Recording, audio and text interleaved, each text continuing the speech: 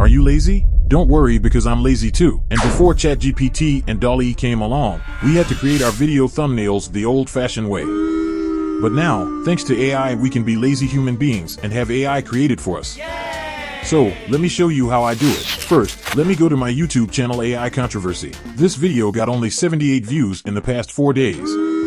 So I'll use DALL-E 3 to spice up this thumbnail. Let's head over to ChatGPT. Also keep in mind you'll need ChatGPT Plus.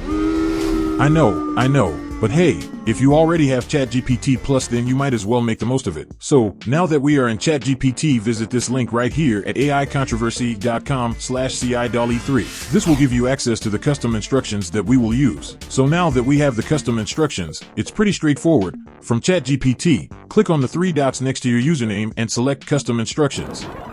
Then all you need to do is copy this section and paste it here. And copy this section and paste it here. Now that we got our custom instructions loaded, let's go back to my channel and get the title and description of my video. Awesome. Next we will go back to our ChatGPT tab, and under the GPT-4 menu, make sure DALL-E 3 Beta is selected. Then just enter a prompt like create a YouTube thumbnail.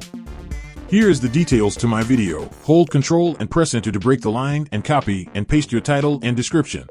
Be sure to stick through to the whole video so you don't miss out on tips and tricks you may not know about. Hey, real quick, it takes me a lot of time to create these videos. Please take a moment to like the video and subscribe to AI Controversy. Also, if you click into the description, all my videos showcase my Linktree account labeled Awesome AI Tools. I only endorse and recommend tools that I personally use. So if you plan to use or sign up to any of these tools, please consider signing up through my link, as it helps me to continue with this channel. Okay, now back to the video.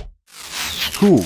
As you can see, based on our custom instructions, it recommended 4 different prompts that we can test out if we do not want to go with the first results.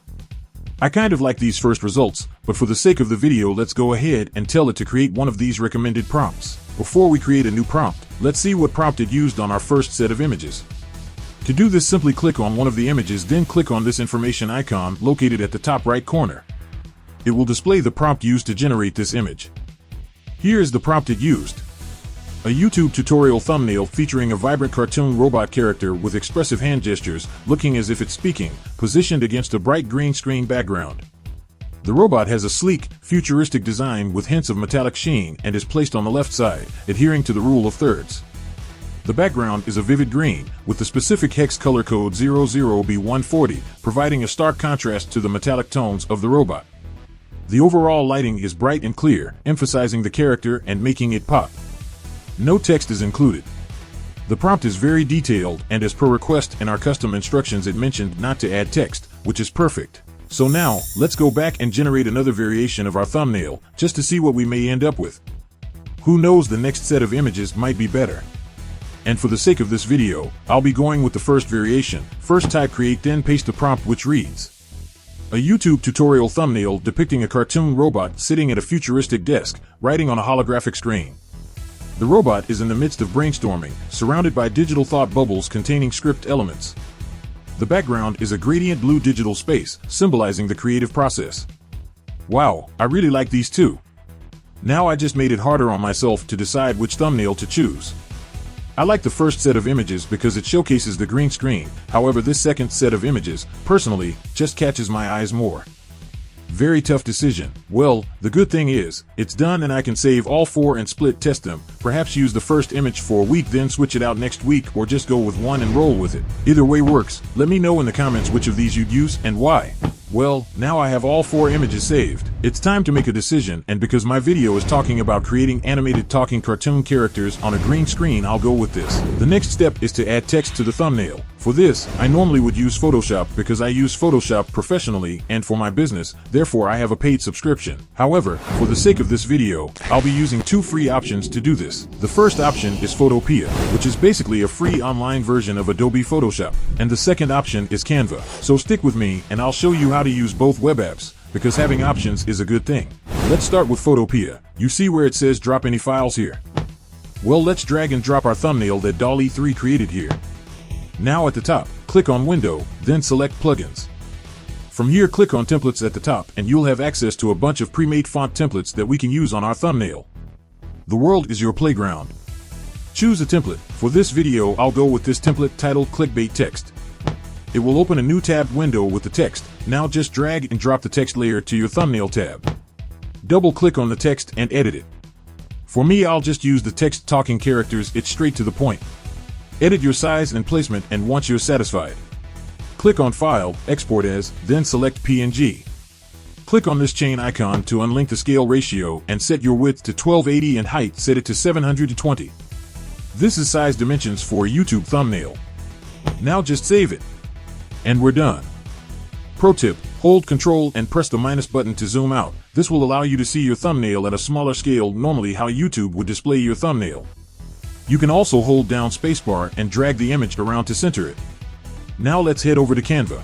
Once you're at Canva, be sure to sign in. If you don't have an account, create one. It's free. The only difference is, you won't be able to use the Pro features. However, since we are just adding text to our thumbnail, we won't need a Pro version. So click on Create a Design, and click YouTube Thumbnail, or on the homepage, click here on YouTube Thumbnail. Now, drag and drop your image onto the blank canvas. Right-click on the image and select the Set Image as Background option. To the left-hand side, select Text. Click on Add a Heading. Now type talking characters. Set your size and position your text. Now set your color. And what I like to do is click on Effects, then click on Outline. Set the outline to black. Now we can choose a font. With the free account, you can select any font that doesn't have this crown icon. Select a nice bold font. A free bold font that we can use is Impact or Horizon. I'll choose Horizon. Rescale and position the font. Now, the good thing about Canva is, you'll have access to a bunch of elements that you can add to your thumbnail to spice things up. So, click on Elements. Then in the search bar type Scribble and add some elements to your thumbnail to dress it up. Sort through the different elements and start to add graphic elements to spice up your design. Mess around, get creative, play with different color combinations, different types of elements. Don't like something, just hit delete. Add arrows, lines, cursors, you name it. Go crazy. Get creative and most importantly, have fun.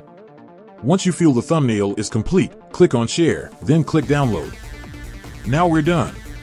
So now, we have two different thumbnail variations to choose from. From here, it's good practice to place both the thumbnails into its own folder. Open File Manager and right-click and select View, Extra Large Icons. This will show both thumbnail variations side by side to see which thumbnail catches your eye more. Now when it comes to design, like everything, it's all relative, so just use your own judgment when creating your thumbnails. For me, personally, the one made with Photopia stands out more because of the more bold text. Sometimes simple is better. Also, as an alternative, you can use a website like thumbnailcheck.com, which will allow you to upload your thumbnail along with your title and username, allowing you to preview your thumbnail on a mock-up version of the YouTube homepage. This is great to see how your thumbnail will stick out compared to what's on the YouTube homepage. If you ask me, this DALL-E 3 thumbnail sure does stand out. That's how you make awesome thumbnails using DALL-E 3, Photopia, and/or Canva. Don't forget about the custom instructions. Until next time, I'll catch you on the next video.